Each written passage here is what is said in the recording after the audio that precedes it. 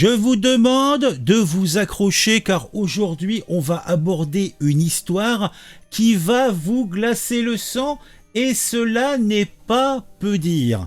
Nous sommes le 16 juillet 2021 dans l'Essonne et un gars se nommant Arthur, 19 ans, employé de restaurant, est lâché à mort à Sainte-Geneviève-des-Bois en Essonne. Alors, le repas a été copieux puisqu'il a été tabassé à coups de batte de baseball, déshabillé, humilié et, tenez-vous bien, la petite cerise sur le gâteau de l'ignominie, ses bourreaux ont filmé la scène et l'ont diffusé comme un trophée. C'était beau, c'était grand, c'était fort. D'ailleurs, un des agresseurs, lui, aurait même uriné dessus pendant qu'il agonisait. Moi, franchement, je trouve ça très classe. Vous, je sais pas. Dites-moi d'ailleurs en commentaire ce que vous pensez de ces pratiques, somme toute, assez courantes dans ce beau département de France. 4 ans plus tard, en 2025, le procès s'ouvre enfin devant la cour d'assises de l'Essonne. Et dans le box des accusés, on a José M.M., 26 printemps aujourd'hui, qui est poursuivi pour le meurtre d'Arthur.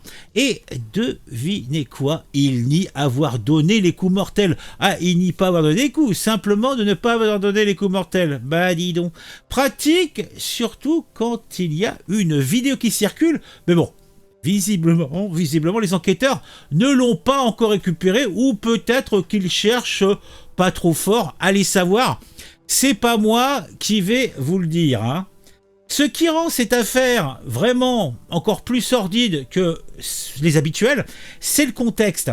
On a là une guerre de territoire entre deux communes du coin, Sainte-Geneviève-des-Bois et Saint-Michel-Chirurge. C'est deux communes voisines de l'Essonne et pendant des années, le rap a alimenté ces tensions entre quartiers rivaux.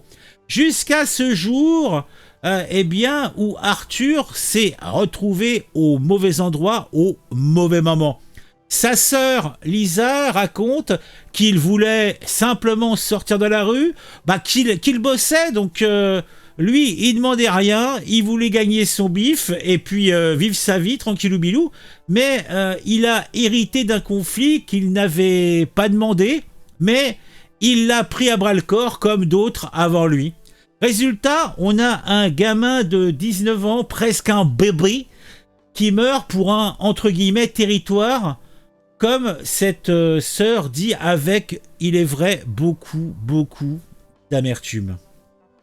Et pendant que Arthur, je vous le rappelle, 19 ans, agonisait dans la rue, filmé comme un animal, l'Essonne, ce beau département d'Île-de-France, continue d'être le théâtre de ces affrontements ultra-violents.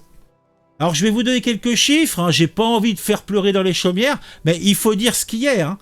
Selon la préfecture de police... c'est la préfecture de police, oui, près d'un quart des rixes recensés en France, un quart, vous imaginez 25%, un quart des rixes recensés en France se déroulent dans ce département. C'est énorme. Un quart. L'Essonne est le champion, ou plutôt la championne, puisque de toute catégorie, de la violence entre bandes. C'est faramineux, c'est faramineux. Bravo les gars. Belle performance. Je pense qu'on peut peut-être aller un petit peu plus loin, puisque bon, c'est quand même pathétique.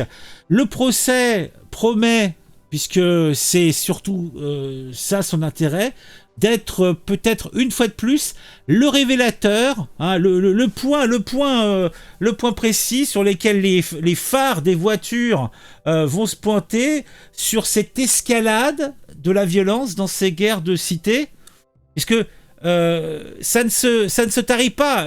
On passe de génération en génération, mais la haine, la bêtise, eh bien, se passe entre fratries, entre générations, et c'est n'importe quoi. À cela, tu rajoutes donc effectivement les problématiques liées au rap, à la délinquance, au communautarisme sous-jacent qui vient s'ajouter à tout ça. et qui mettent même une petite chape de plomb là-dessus pour dire circulaire rien à voir. Donc c'est quand même assez triste. Bon, je vais pas reprendre les mots des médias, parce que les médias, bon, je vous l'ai dit déjà, énorme escalade de violence. C'est ce que nous dit la presse. Alors maintenant, on est au moment du procès. La justice va devoir, je l'espère, démêler tout ça. Qui c'est qui a frappé? Qui c'est qui avait amené la batte? Qui c'est qui a filmé? Et surtout, qui c'est qui a diffusé? Puisque bon, il y a l'acteur, il y a donc le scénariste, et puis surtout, il y a le distributeur. Et le distributeur, dans cette histoire, son rôle n'est pas beau, n'est pas propre. Mais en tout cas, il y a une chose qui est sûre. Bah, ce gamin de 19 balais, Arthur, bah, il reviendra pas, jamais, il reviendra jamais. Il est parti. Et sa famille, à lui, bah, elle va continuer de porter ce deuil insupportable pendant que l'accusé, lui, bah, il est dans le box des accusés, il nie tranquillement. Alors, est-ce que on a mis le doigt, un doigt vindicatif sur un seul homme alors qu'il n'était pas tout seul, hein, ils étaient nombreux à lui taper sur la gueule. Donc, je sais pas quoi penser, je sais pas quoi vous dire de plus, simplement que je suis atterré. On a un mec qui... Bon, il n'y a pas de bonne raison de mourir, mais qui est mort pour, somme toute, des raisons puériles. C'est pathétique, ça me fait mal au cœur. Et je suis atterré, quoi. Mais bon, c'est la vie. Hein, on va pas se mettre le feu au courbouillon, je sais plus comment on dit. On se retrouve bien vite. N'oubliez pas qu'il faut mettre le j'aime de l'amour, le commentaire du plaisir, me dire ce que vous pensez de tout ça.